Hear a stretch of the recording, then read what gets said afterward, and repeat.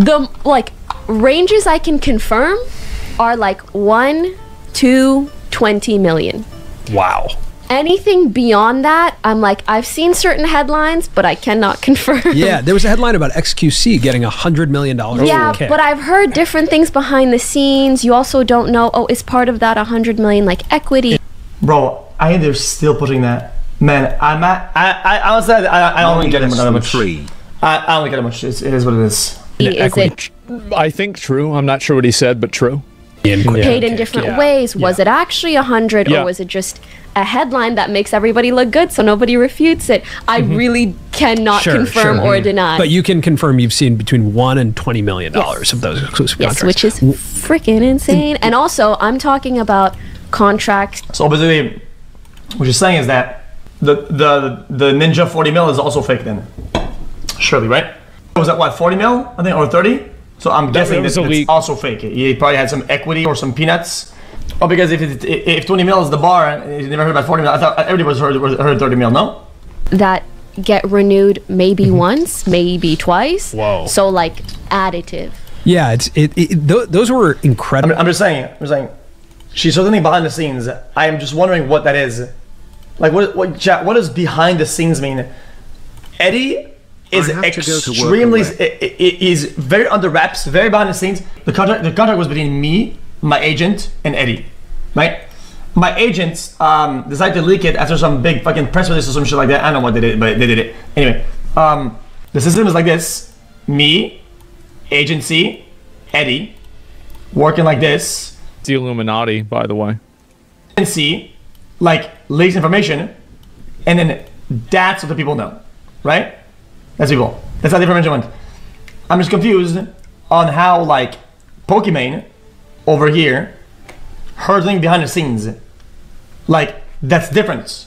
Like, who is like the behind the scenes? Like, who is any of these people? I don't get it.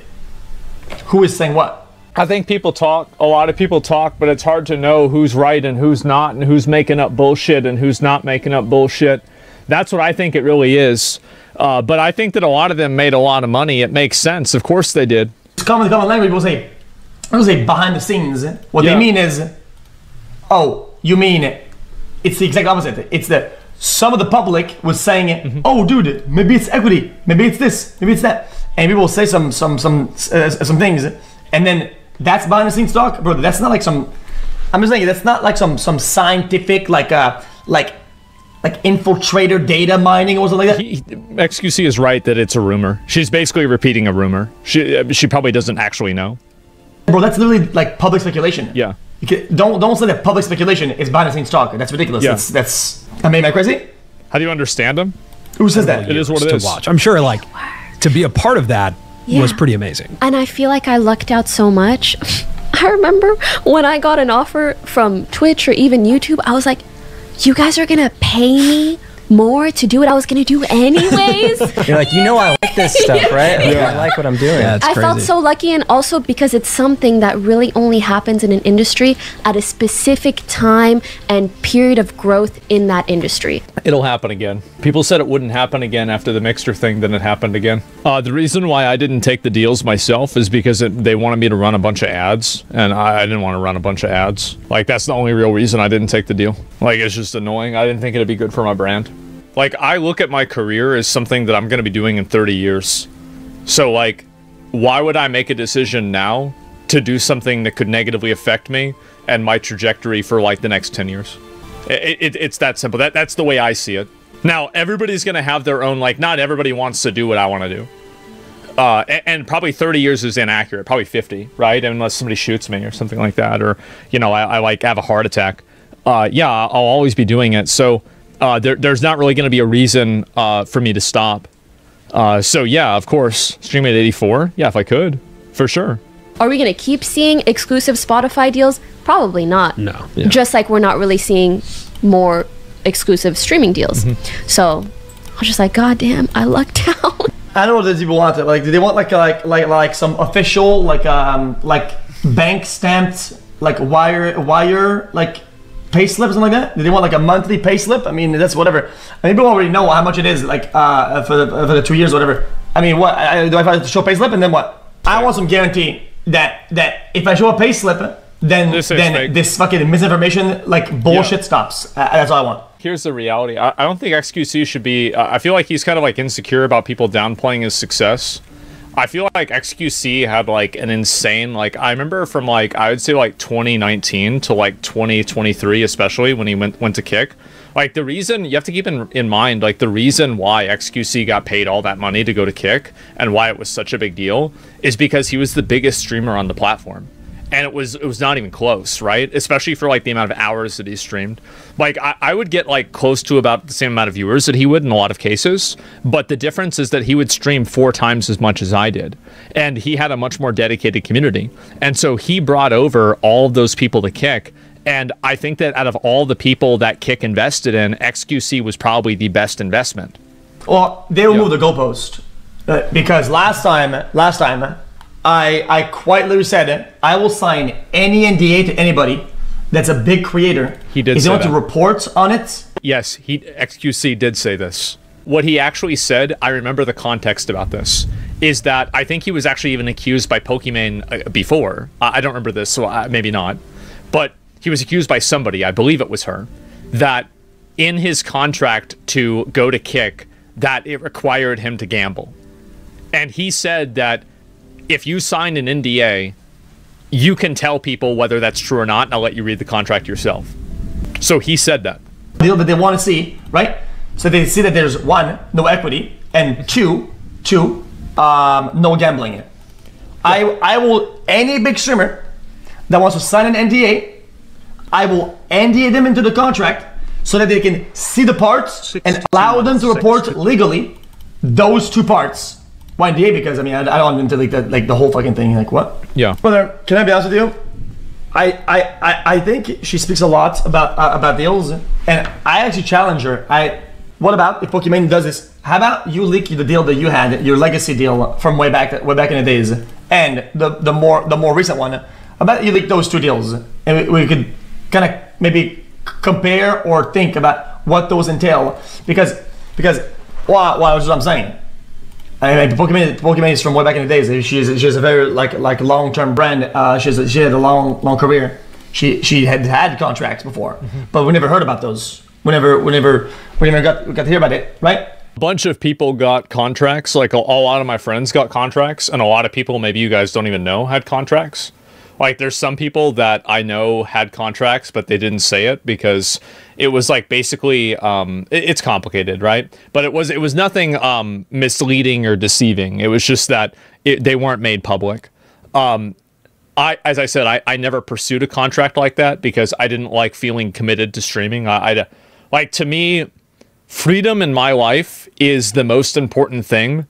And there is not a dollar amount that you could put on that number that would be worth it to me. So the freedom to say yes or no, to do what I want to do or not do what I want to do, to say what I want to say or not say what I want to say, that is more valuable to me than any amount of money. And so, like, that's why I didn't sign a contract and I didn't do it, right? It was that and the ads. And so even $1 billion? No, I don't need $1 billion. Why would I need $1 billion? And also it depends on like what it would be, right? Is it's like $1 billion to go to like a gas station one day? Yeah, I would do that. I feel like I could compromise there. But in a general sense, on a long-term perspective, absolutely not. There's some energy about contracts and some talks about it, right? But a lot of people kind of hide behind the deals that they had and that they got. And I think sometimes it's kind of interesting to hear about it. Okay. I think that it is weird that a lot of people do try to downplay XQC because I feel like he was, definitely like really popular. Apparently, Pokimane said that unfortunately there aren't that many huge female streamers, at least not on Kai and Speed's level. Pokimane says that streaming scene is becoming more male dominated. The funny thing is that she's actually right. And the reason why she's right is because women don't watch streams. So the problem is that because a lot of guys are watching streams, you have a lot of people that are watching streams for a male. What do men see value in with other men? Being funny, intelligence, relatability, being able to be like, yeah, this guy would be my friend. Sure, humor, confidence, they just like you, right? And so it's like, would this person be my friend? if you're a guy and you're watching a female streamer, there is a reason why almost every single female streamer, if you look at her clips, and now they delete them, and so it's not the case, but back in the day, every female streamer, her most popular clips would always be her getting up or sitting down. Because most of the people that are watching these girl streamers are guys that are lonely that want these girls to give them attention. That's the reason. And it's because it's a male-dominated space. So if you want to have big female streamers and you want to have content creators that are female, that are the size of Kai or Speed, what you need to do is you need to introduce more women into the live streaming environment. Because currently the content for that and like the narrow expectation that men want, men are looking for girls that are pretty. You can look at the top 100 male streamers and you're going to see a few Quasimodos. You can look at the top 100 female streamers and you're not going to see a single one that's below a 6. Every single one of them is going to be attractive. That's just the truth.